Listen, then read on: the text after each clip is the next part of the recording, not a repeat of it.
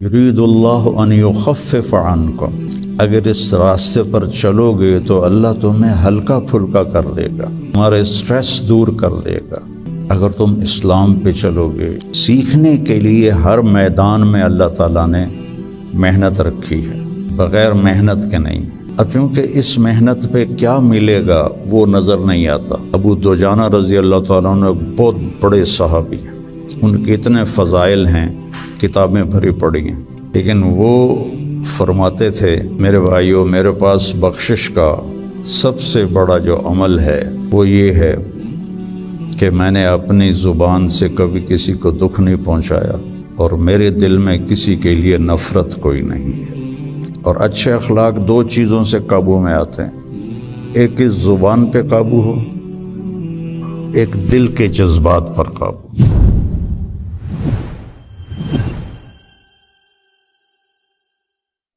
اللہ الرحمن الرحیم، والصلاة والسلام علی رسولہ الکریم وعلی آلہ واصحابہ اجمعین، اما بعد۔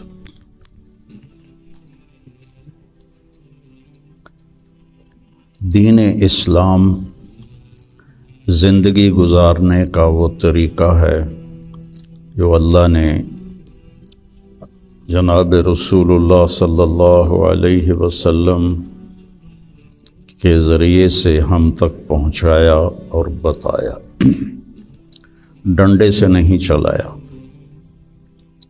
باقی جو جتنی مخلوق ہے ان کو اللہ نے مجبور پیدا کیا ہے۔ آم کے درخت پر اس کی مرضی سے کیلا نہیں لگے گا، آم ہی لگے گا، یہ اس کے لیے پابندی ہے۔ کریلا کڑوا ہوگا، میٹھا نہیں ہوگا۔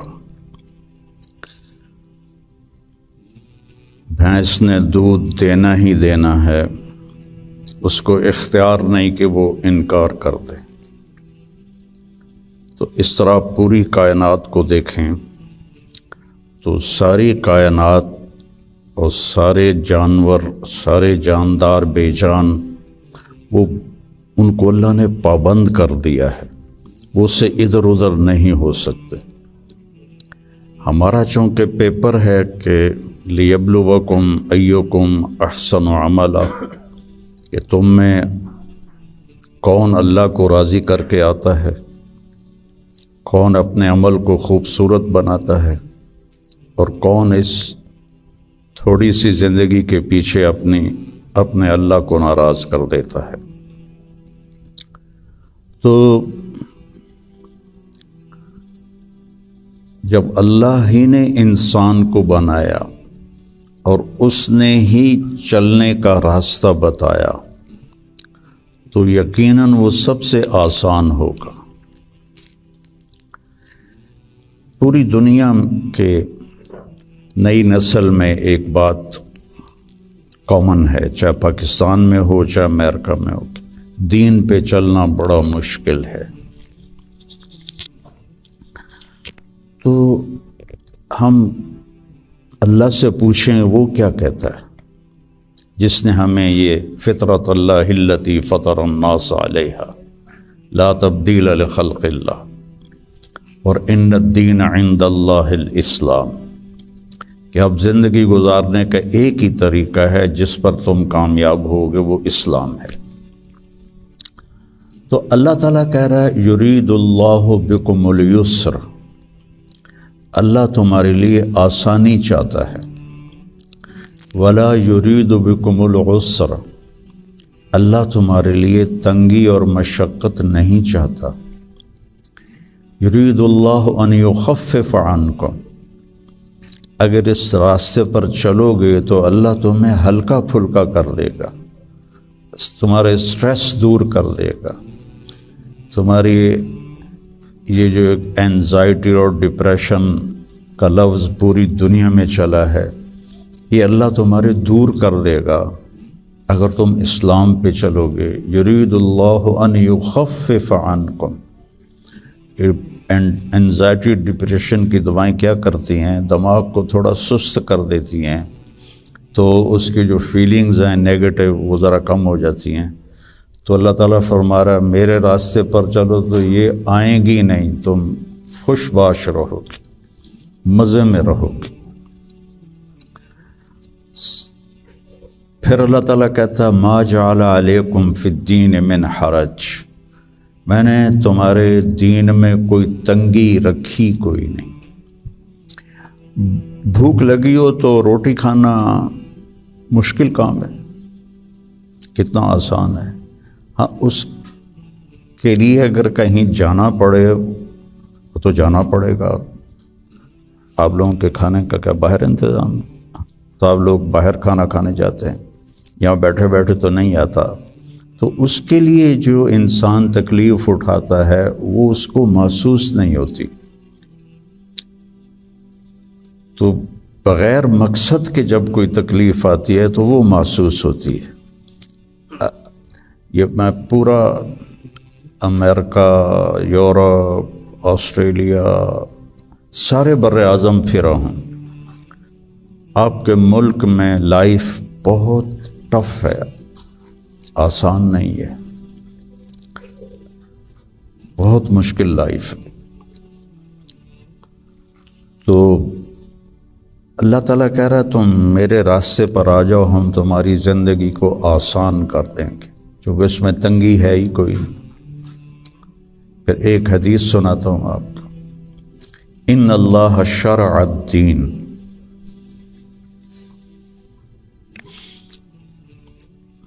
اللہ تعالیٰ نے تمہارے یہ دین کو شریعت بنایا۔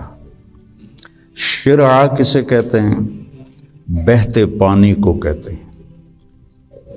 بہتا پانی کتنا مفید ہے، کتنی پوری زندگی کا نظام پانی کے اوپر چل رہا ہے۔ تو اتنی خوبصورت تشبیہ دی بہتے پانی کے ساتھ کہ جیسے بہتا ہوا پانی، یہ جو سمندر کے کنارے ہوٹل بنے ہوئے ہیں ان کے کرائے زیادہ ہیں، جو اس کمرے کا وہاں ویو سمندر کا ہوتا ہے اس کا کرایہ زیادہ ہے۔ تو پانی پر اللہ تعالیٰ نے زندگی کو چلایا ہے۔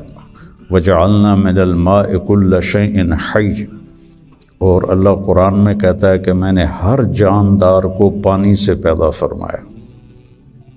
تو اللہ کے نبی نے قرآن میں کہا لِكُلٍّ جَعَلْنَا مِنْكُمْ شِرْعَةً وَمِنْهَاجًا ثُمَّ جَعَلْنَاكَ عَلَى شَرِيعَةٍ مِنَ الْأَمْرِ۔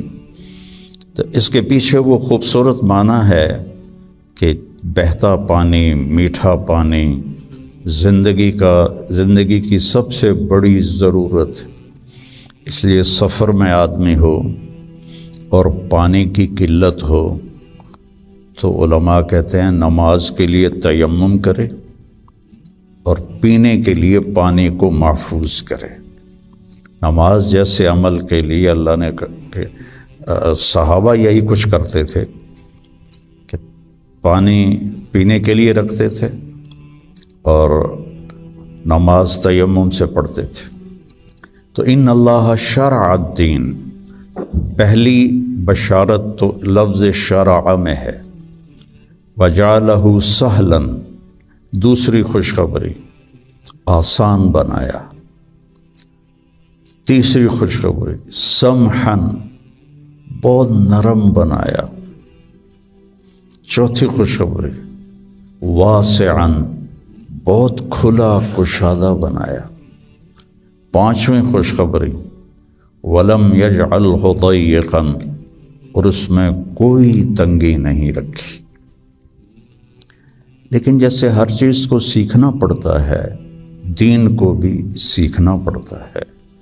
یہ بڑے بڑے ٹرالے جو چلا رہے ہوتے ہیں، یہ اتنے بڑے بڑے کروز، کئی دفعہ میں نے ان میں سفر کیا ہے، اتنے بڑے بڑے 5-5 ہزار آدمی اٹھا کے وہ جو ڈرائیور چل رہا ہے وہ دیکھنے میں کتنا مشکل ہے۔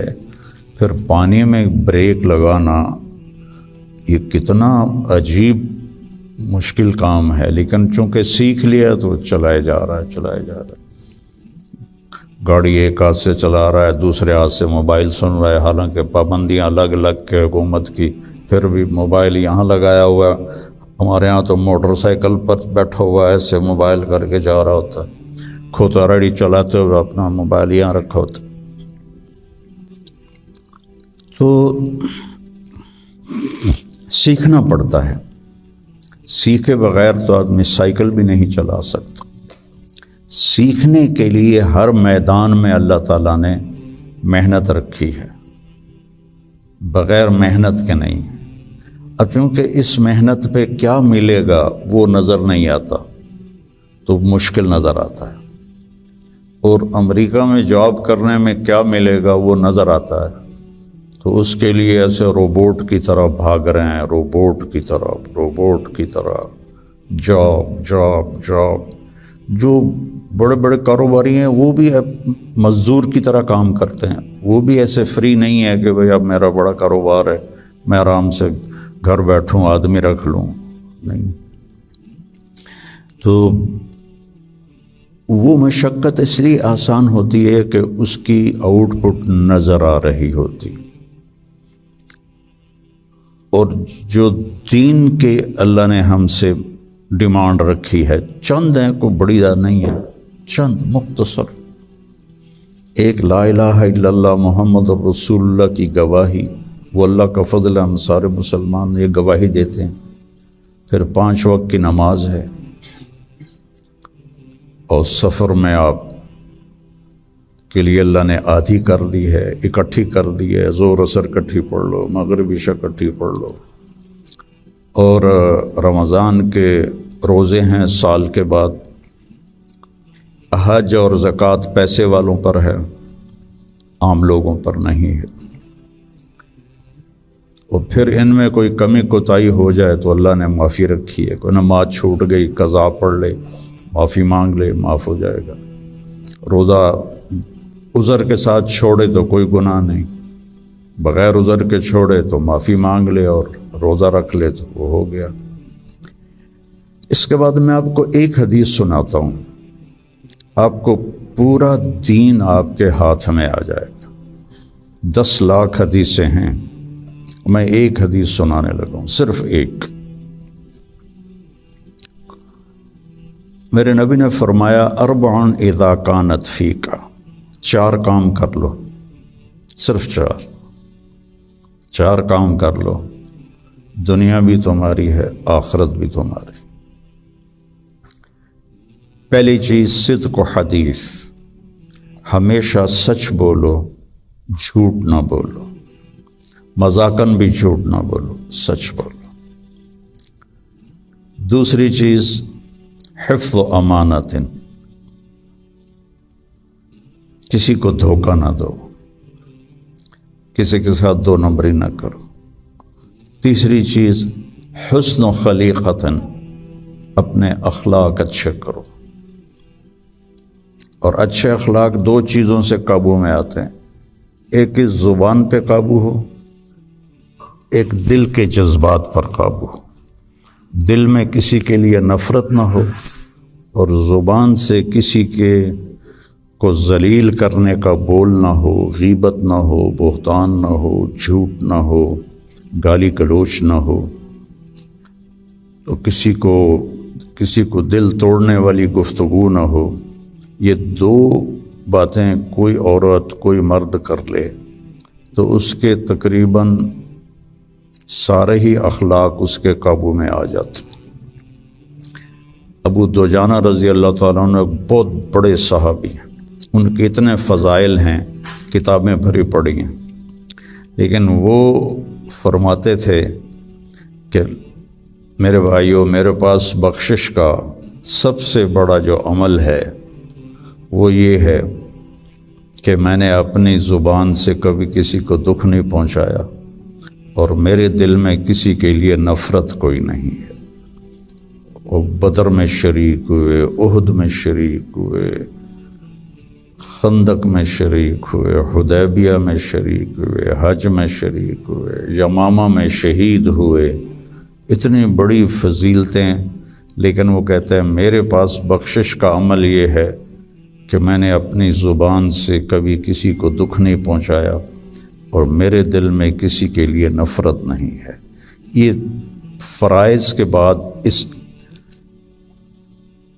دو چیزوں پہ آپ عمل کر لیں تو آپ کے اخلاق بہت عالی ہو جائیں گے۔ اور چوتھی چیز فرمائی عفت فی طعمۃ، کہ رزق حلال کماؤ۔ تو یہ چار کام ہیں: سچ بولنا، دیانتداری سے کام کرنا، دھوکہ نہ دینا، اخلاق اچھے رکھنا، اور رزق حلال کمانا۔ تو ان چار کاموں پر جہاں مرضی آپ دنیا میں زندگی گزاریں، آپ کی دنیا بھی بن جائے گی، آپ کی آخرت بھی بن جائے گی۔ یہ تبلیغ میں اس کو سیکھنے کی محنت ہوتی ہے کہ اس میں تھوڑا وقت لگتا رہے تو زندگی کو ایک رخ مل جاتا ہے اور عمل کی توفیق مل جاتی ہے۔